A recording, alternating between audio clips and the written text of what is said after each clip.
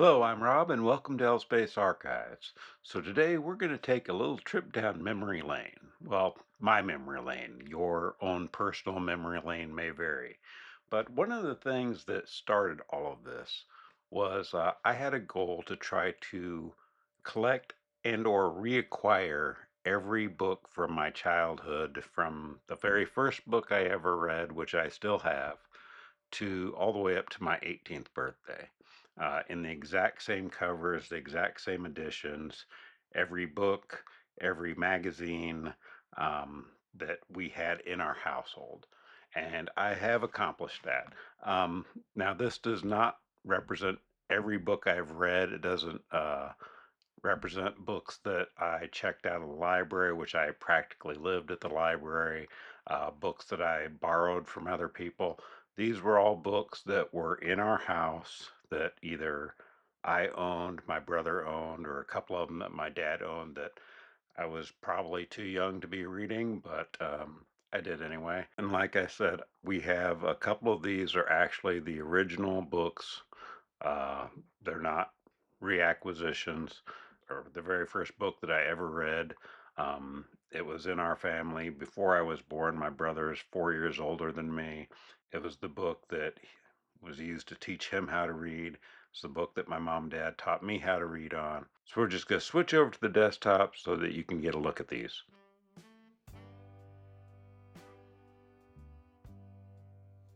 So this is the first book I read, like a big boy. This is Safety for Sandy by Vera Neville. Pretty beat up and battered and torn, held together by tape and a wish. I'll put a picture up so you can see what this would have looked like. Like I said, this was around long before I was born. My brother learned to read on this book, um, and it was around long before that. You can see my parents actually bought it for 2 cents at a garage sale.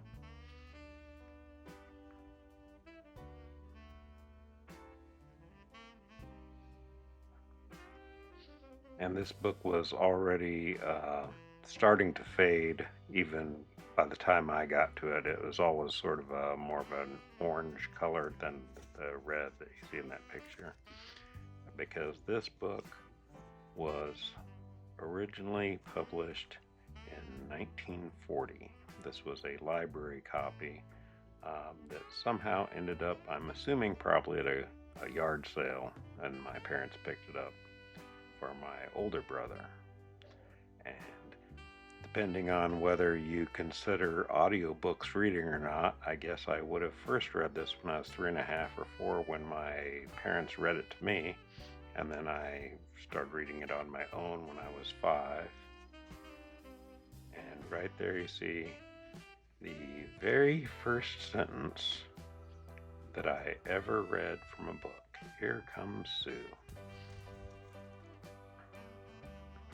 So when I was 5 years old, the summer before I went into first grade, I would read this book over and over again. Why? Because I wanted to make sure that I wasn't embarrassed by the fact that other kids would be able to read and I wouldn't. Because I knew that if I was under the false impression that being a good reader would make me one of the cool kids. So naive back then. But yeah, this basically is a book about these two kids. It's teaching them how to clean up after themselves and put away their toys because their pet monkey keeps getting into trouble and hurting himself. Not to play with matches. Making sure you feed your dog and your cat. I don't know where the parents are in all this.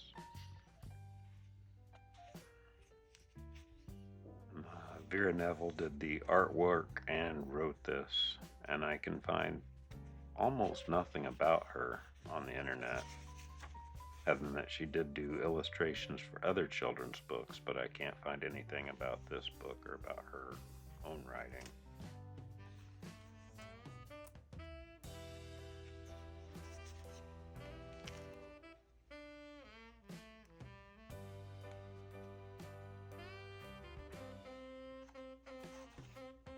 But you can see it's, even with the tape, it's still coming apart.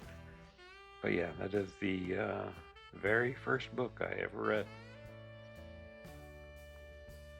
Now we get into the golden years, the golden books. This is another one that is the original book that we had as kids. There were two of these. We have both of the original copies, but this first one I have, and the second one is one that my brother still has. There's my brother's name there, Bill Lanning. This was his original book again, and then it got passed to me. All sorts of children's stories and poems. And of course, lots of illustrations.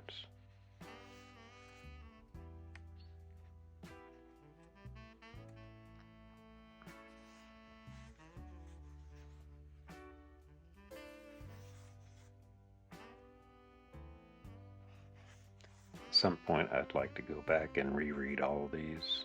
I've forgotten a lot of them.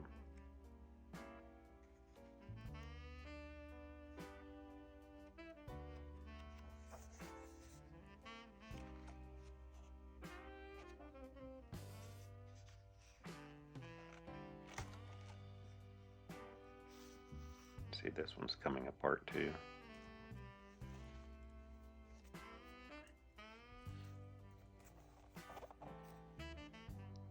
We did not have all these. We only had these two. This one, Bedtime Stories.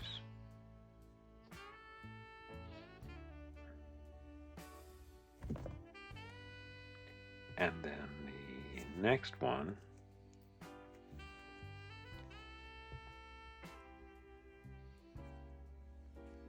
is Storytime Tales. And this is a reacquisition that my brother got for me. He has the original of this one with him still. And this one I actually remember better than the other one. This has a lot more of the classic children's tales in it. Sleeping Beauty, The Nightingale.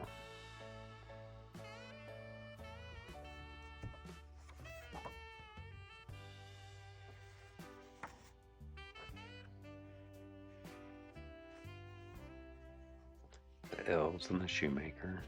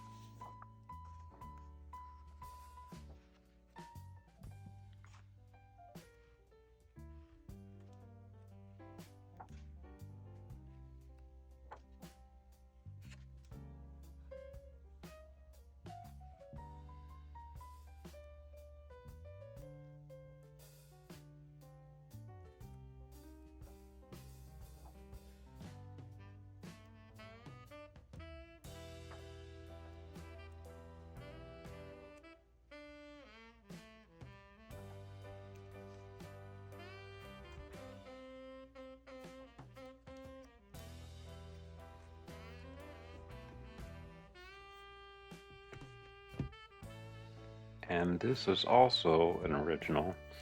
This was from a library sale that my brother bought. And then when he was done with it, I would read it. It was one of the basic readers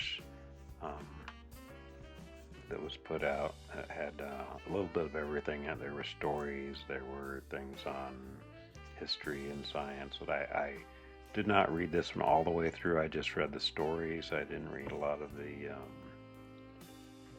other articles as far as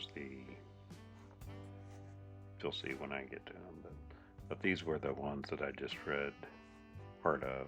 You see they've got all these other things on bridges and random things I didn't care about, and I would just skip straight to the stories.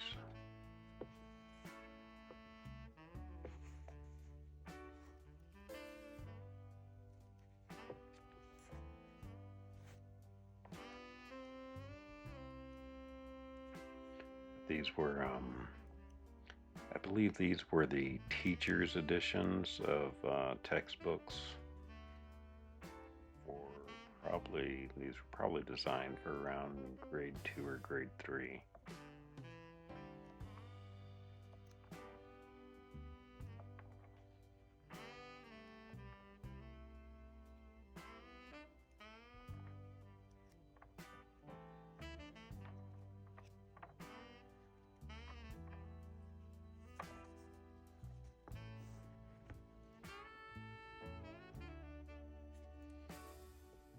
And then we get into Dig Allen, Captives in Space. I have a few of these Dig Allen books now, but this is one that I believe my dad also got from a yard sale. This is a reacquisition. This isn't the original. I don't know what ever happened to the original one we had. But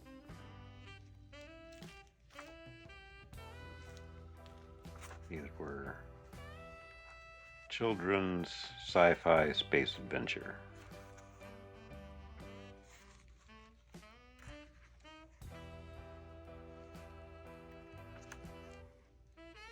And there's a whole series of these out there. I think I only have 2 of them.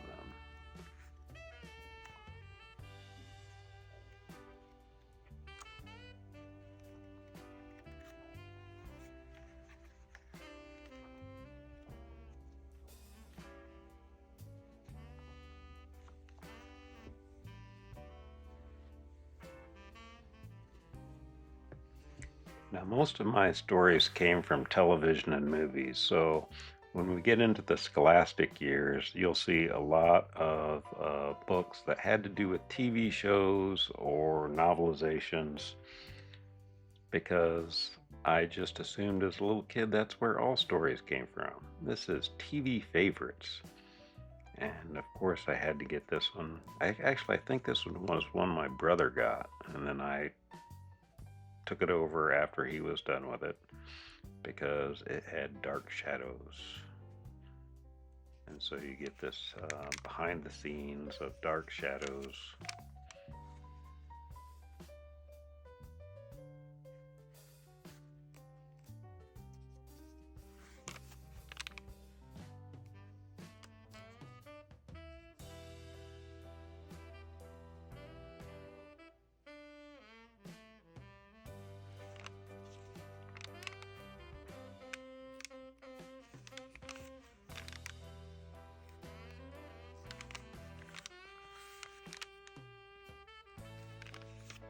And then The Boogaloos by Sid and Marty Krofft, the same people who brought you the nightmare fuel of H.R. Pufnstuf.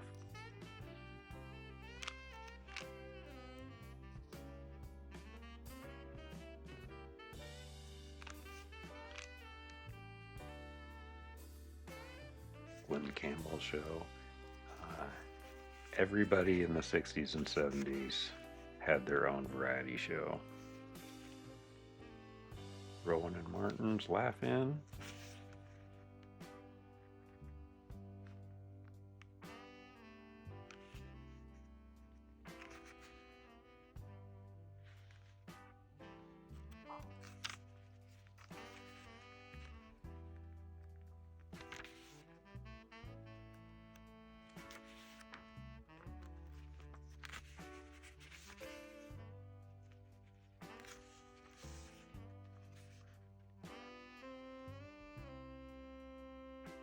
Star on Ice. Evidently Peggy Fleming had her own show. I don't remember that one.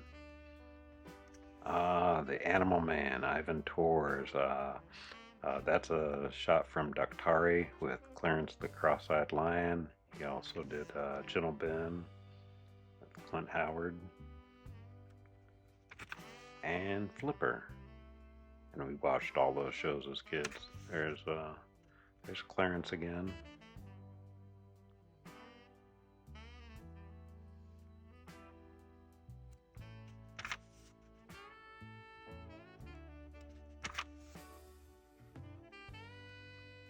and the Partridge Family.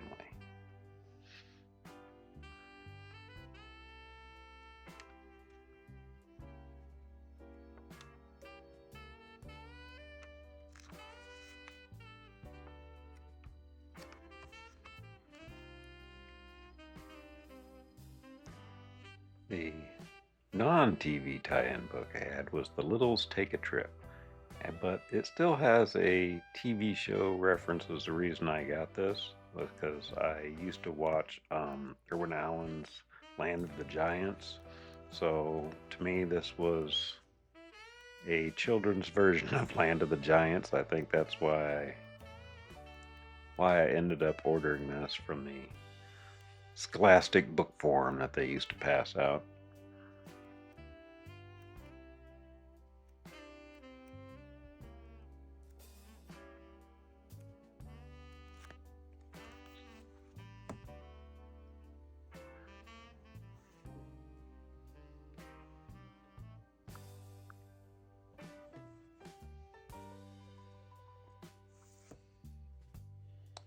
And in my first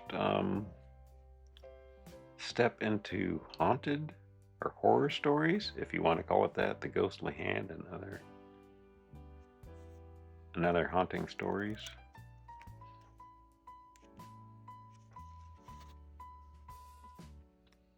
Even as a kid, these stories weren't particularly scary.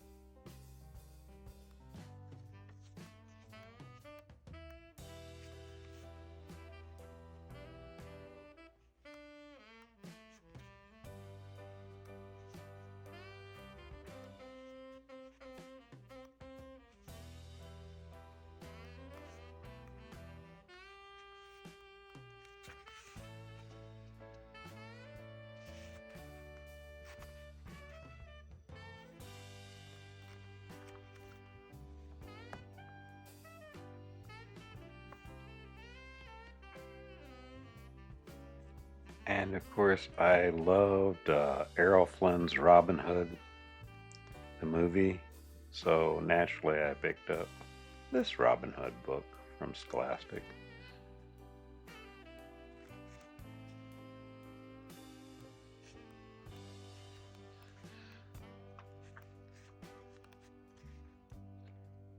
Like I said, back then, most of my reading had some sort of connection, at least in my mind, to movies or TV shows. It would be a little while before I would discover just the joy of books that had nothing to do with television or movies.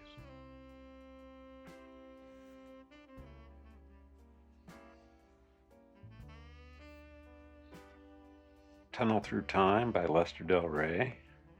I got this because it reminded me of the TV show Time Tunnel, also by Irwin Allen, even though this book has nothing to do with that whatsoever. But I did enjoy it.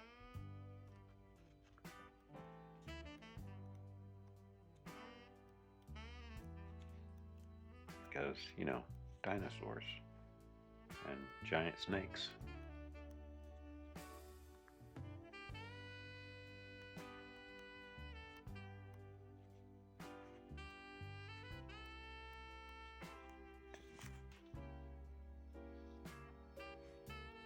Maybe I'll read this one for November.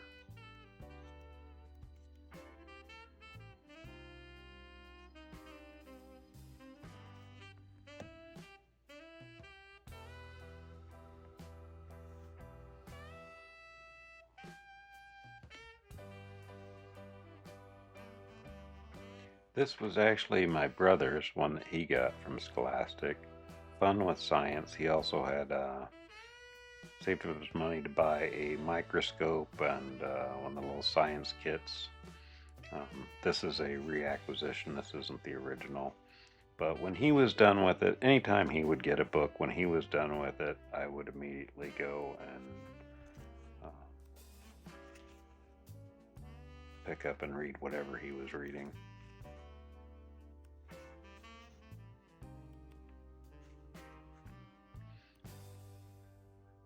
So I guess technically this is my first science book that's not fiction.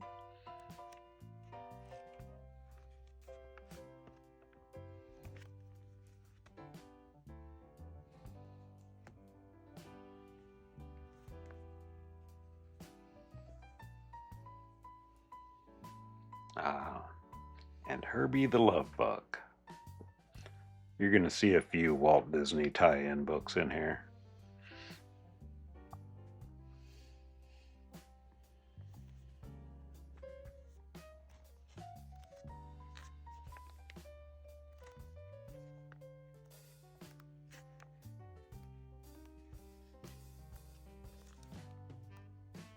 Here's old number 53 himself.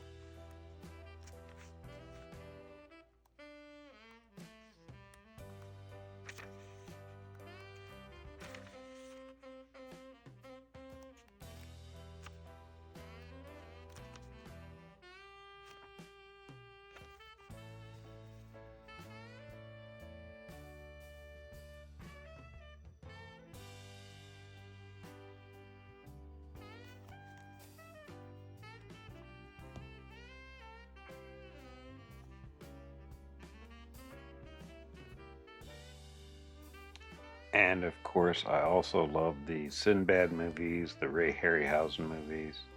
So I had to pick up this one. This one I read several times. I love this adaptation. Always love Sinbad. And it also has other stories like Aladdin and the Lamp, Ali Baba and the 40 Thieves. And this was probably my first step into a precursor into what would eventually be an obsession with Sir Richard Francis Burton and the 1001 Nights. This and the River World would get me obsessed with those. And this was another one that was my brother's that I grabbed after he was done with it. It's the Mad Scientist Club.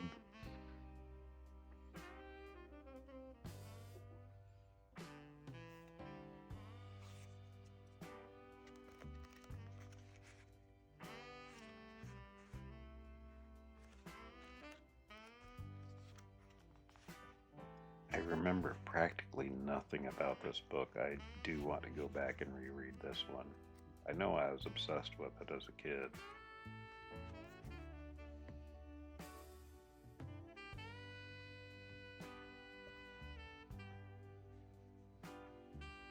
And of course more TV show Scholastic books. This one's mine. This isn't the same copy, this reacquisition, but this is one that I got from Scholastic. And mainly because it had The Night Stalker, and it also had the Planet of the Apes TV show. With an interview, I think, with Roddy McDowall.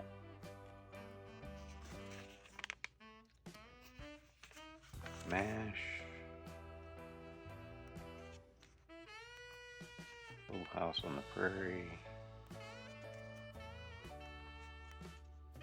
And there's the man, Darren McGavin. I was obsessed with the Night Stalker. I'm still obsessed with the Night Stalker. Those two had such amazing chemistry on screen. Do you not recall Apple's Way? I don't think I ever saw that show. Freddie Prinze from Chico and the Man.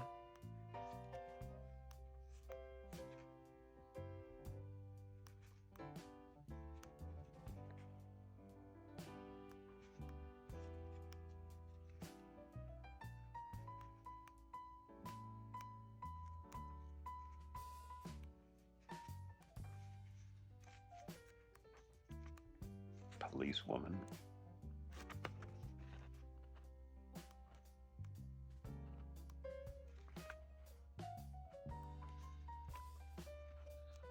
Here we go. Roddy McDowall, The Planet of the Apes.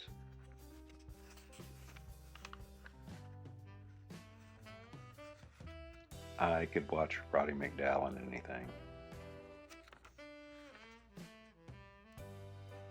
He turns ham and cheese into an art form.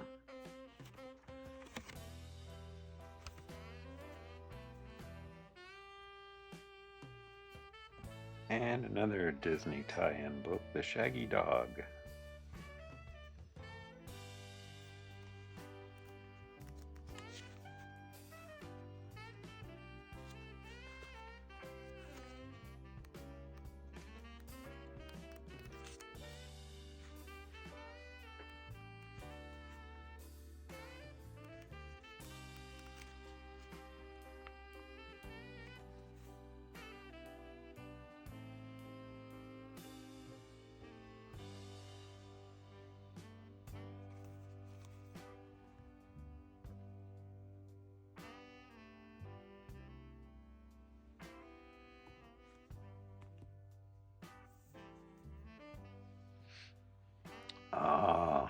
Movie monsters. This was great because it talked about the various monsters from the old, like a lot of the Universal movie monsters, but then it also showed how to do makeup for yourself as a kid. The whole thing on Lon Chaney. Frankenstein, the Mummy.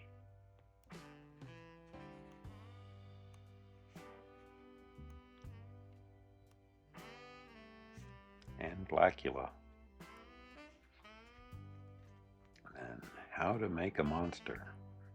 Recipes for makeup.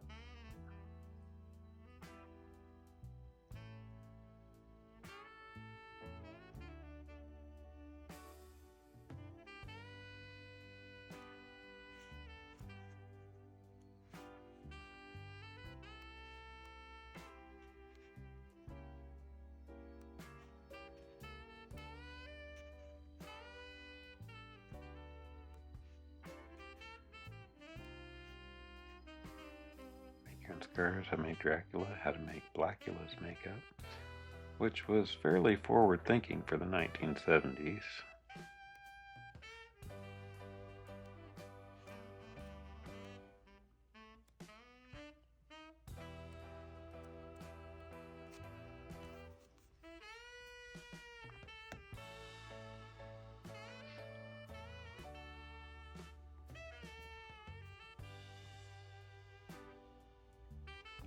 This is one of my brother's books, The Partridge Family Haunted Hall.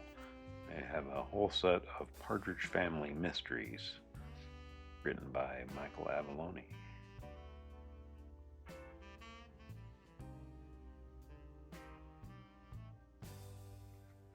And I have, since that time, collected a whole bunch of these, but this is one that we had as kids.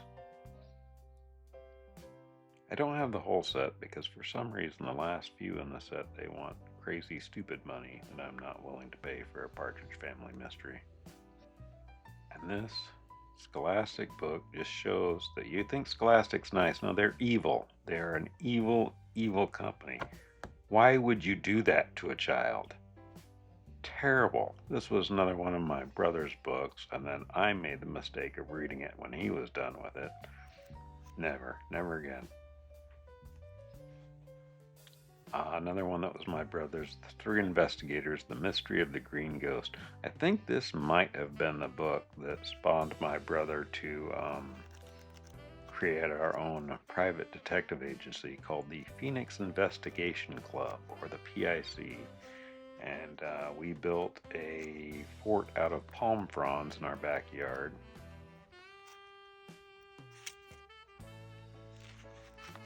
Surprisingly, there were not as many unsolved murders or kidnappings at Mountain View Elementary School as you would have thought. My true step into horror, The Telltale Heart and Other Stories by Edgar Allan Poe. This was another one that my brother had that I became obsessed over.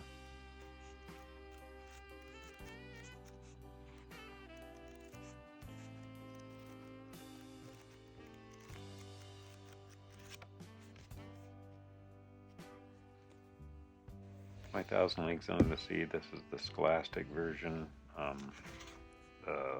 The tie-in for the Disney show. I mean, it's still the same book. Hello, Future Rob here. One of the books that I forgot to show in that video of the Scholastic books is this one, That Darn Cat, by the Gordons. This is a tie-in to the Walt Disney movie. So, back to the video. And these were the books that changed everything. John Christopher's Tripod series, The White Mountains, The City of Golden Lead, and Pool of Fire. These were books that were they had in our English class, that where you'd go down the line and the teacher would have each person read a few paragraphs and go to the next person, and she had us read all three of these in one semester, and I was obsessed with them.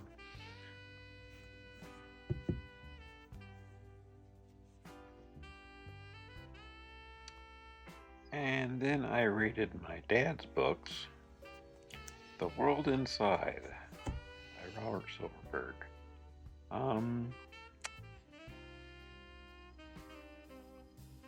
Yeah. I'm sure I was far too young to be reading this, but it's not as bad as the next one that my dad had that I rated. It is Again Dangerous Visions, edited by Harlan Ellison. Yeah. To be fair, my parents didn't censor what we read or watched on TV. Of course, I think that's mainly because my mom had no idea what was in this book. I'm sure if she had even the slightest inkling, she probably would have ripped it out of my hands. But I turned out okay. I'm fine. I wasn't traumatized. This is the year that Starlog magazine came out. And this actually goes through about, 3 or 4 years worth. I have the first 33. That's what I had originally. So at some point I'll be doing a separate video on these. In fact, we're coming up soon on the 50th anniversary of Starlog. So I'll probably go through each one of these issues on its 50th anniversary.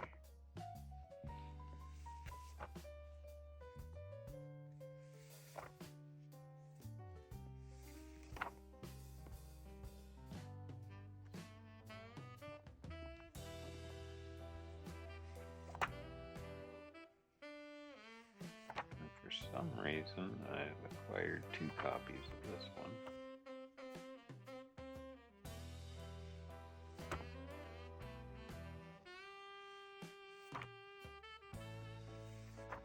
This Island Earth,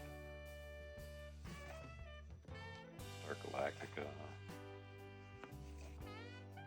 the holiday special.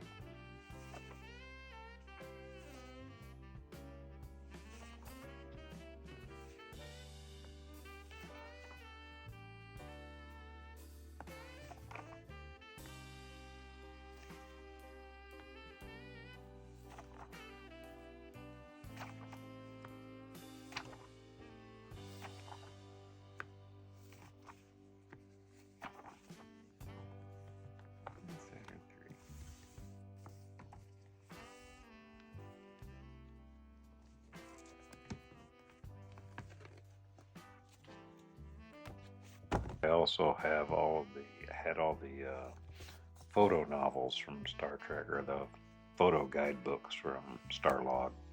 And I have more of these now, but these are the ones that I had when I was a teenager. And now, the books that made me absolutely obsessed with reading and spending all of my allowance money on books. Of H.G. Wells with the Richard Powers covers. No, they're not the best covers for the H.G. Wells books, but these were the ones I had, and so when I went to recollect, I wanted the exact same versions. Although I have multiple versions of H.G. Wells books now. It's another one that I collect.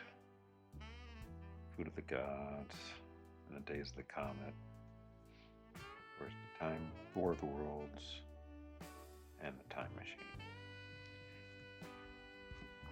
Probably some of the books that I have read and reread more than any others have probably been H.G. Wells. And I don't even remember where I originally picked this up. I now also have Origins of Marvel Comics, but at the time, this was the one that I found was the Son of Origins. This is the only comic book related thing that I had from back then. I didn't really buy comics as a teenager. I usually would borrow them from friends who had comics because I couldn't afford both comics and to buy paperback books. So I chose paperback books and then would just borrow my friends' comic books and read them. I was obsessed with Silver Surfer and Adam Warlock. And then, of course, the novelization of Star Wars. I saw Star Wars when it premiered in theaters, and I feel bad for anybody who didn't have that experience when it first came out. And then I was obsessed with the James Retief novels by Keith Laumer. While two of them were novels and the rest were collections of short stories. And these were the first three that I got. I don't remember what order I bought them in or read them in. But Retief is sort of this galactic diplomat who's Machiavellian and tends to solve things with his wits and his fists rather than with diplomacy. It's sort of a satirical look at diplomacy and bureaucracy, and I love these books so much. And then, of course, speaking of Alan Dean Foster, this is the animated series, Star Trek the Animated Series.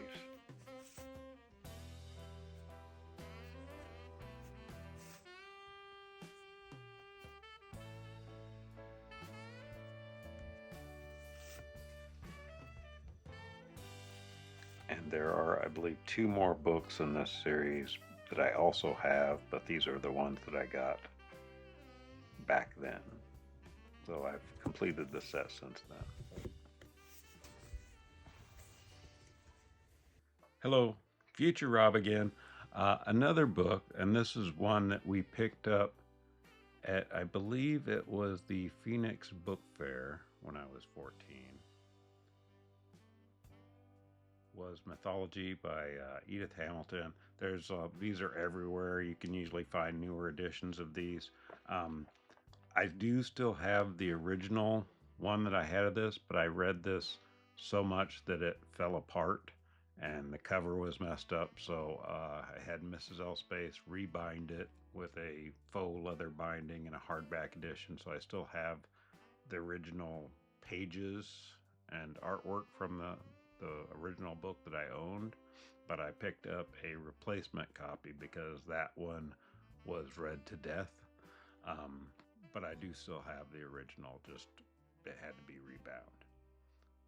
All right, back again. I'm sure there's something else I've forgotten. And then back when I thought I was going to make movies, I had the first 3 issues of Cinemagic that tell you how to do special effects. These are obviously reacquisitions that I got. I don't know what happened to the originals. And I thought that was going to be the way that I would tell stories, is by being a filmmaker. But then I discovered that, that costs a lot of money. And just writing words on a page costs nothing. And in the Alan Dean Foster Splinter in the Mind's Eye, this was supposed to be the sequel to Star Wars, not Empire Strikes Back. George Lucas, when he had him write the novelization of Star Wars, also had commissioned him to do this as well. Um, it was under the assumption that the sequel would only get half the budget of what the original got. So he put all these restrictions that there couldn't be any big space battles or anything like that in it.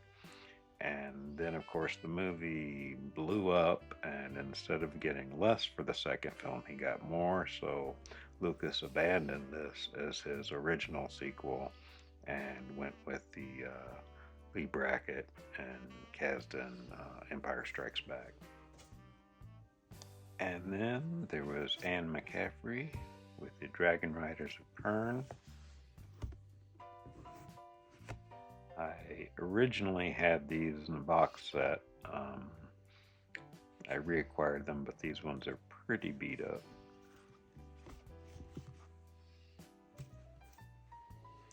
And this was the Riverworld series, which as a teenager blew me away with just the world building and the fact that they had real historical characters as the protagonists. Much like Philip Jose Farmer, I became obsessed with Sir Richard Francis Burton after reading these. Not really a fan of how he treated Mark Twain in those stories, Samuel Clemens, but at the time that I was reading them, I really didn't know that much about Samuel Clemens as far as his biography.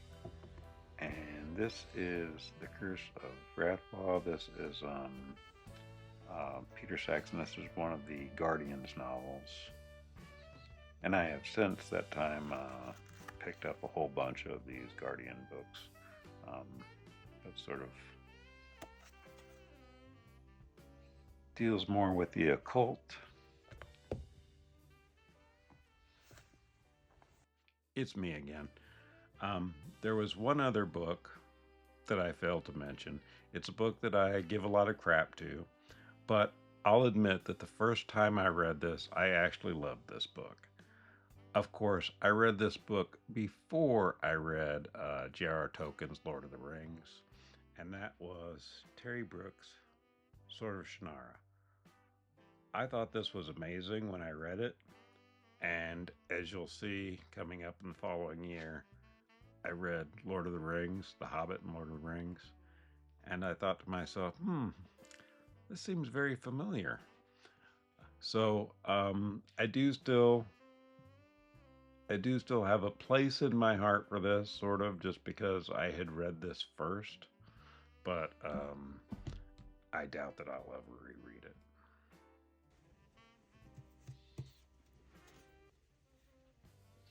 And then I read Tolkien's The Hobbit and The Lord of the Rings, which is, when I read these, thought, these seem sort of familiar after reading Sword of Shannara. And then I read the first 3 books in the Piers Anthony Xanth novels. As a teenager, I have to say I enjoyed these, just the imagination and the world building. I think I would probably have a hard time going back and rereading them now. I think the puns would probably wear pretty thin on me now. This next set is going to be something that's very controversial and divisive, but I still stand by these as being a truly great fantasy series. The Chronicles of Thomas Covenant. Yes, there is a very problematic scene in the beginning, but it is not gratuitous, it is not sexualized. The whole point of that scene is you're supposed to hate the protagonist. This whole series is about hope versus despair, and it asks some really tough questions. But yeah, there are ramifications for that act, and like I said, it's not turned into something tantalizing. Everybody who read those books threw them across the room when that scene came up early on. I will say that Downson's writing back then was a bit pretentious, but as far as the books themselves, the world building and the characterizations were far deeper than anything that you usually got from epic fantasy. And then there was the Durini series, and I honestly don't remember a whole lot about these books. I need to go back and reread them again. Um, I know I read all of these and the um, follow up series. So I read all six of these books, and I only have the vaguest of memories of them. So I need to give them a reread. Or maybe I shouldn't, because I don't remember them that well. Maybe that says something. And I loved Hitchhiker's Guide to the Galaxy. Um, for me, this was uh, Monty Python in book form doing science fiction. I'm not sure if it holds up as much for younger generations, but I still enjoyed it. And the sequels as well. Except for Mostly Harmless. Mostly Harmless didn't really do it for me. But the other four books in the series. This is a book that my mom got me for my birthday because I absolutely loved the Henry Fonda movie, The Grapes of Wrath. So she got me the book. And it got read a few times.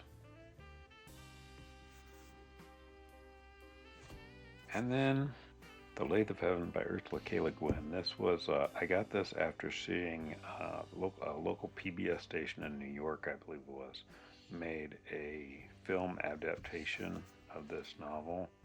I don't think it was released outside the United States, but I was obsessed with this movie, and when I found the book, the tie-in novel to it, that the movie was based on, I absolutely had to get it.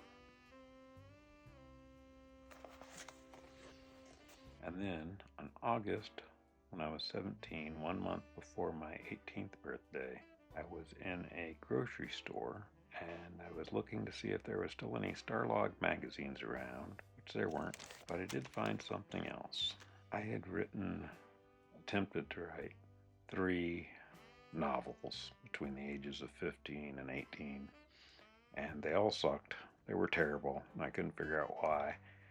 And it turns out there's actually things you need to know and skills you need to have to write. And so I became obsessed with Writer's Digest magazine. Or at the time, I couldn't afford college, so this is the closest thing I could get to a creative writing class until I was in my 30s and could afford to go to university. So I was obsessed with this magazine, and this one was the first one I got. Not the best issue that they have, but it was the first one that I got. This is again a reacquisition, it's not the original.